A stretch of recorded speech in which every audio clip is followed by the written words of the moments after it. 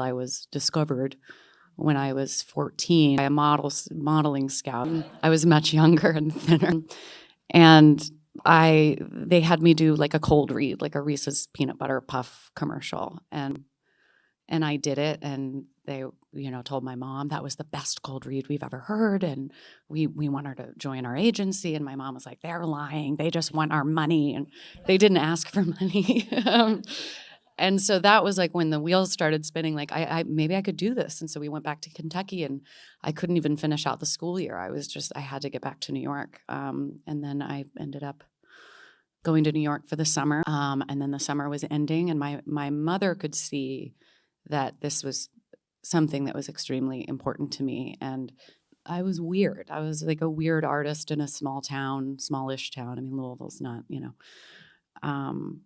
and she could see that I felt like I belonged and that I was happy. And so I think it was hard for her to agree with my dad that I should come back and finish out the school year. So my dad flew out to New York to bring us crazy people home. And when he got into the apartment, it was like a movie. Like my phone rang, and I had gotten the audition for the sitcom in LA. None of us had ever been to California, and they flew us out first class. And that was, and then that was the end of that.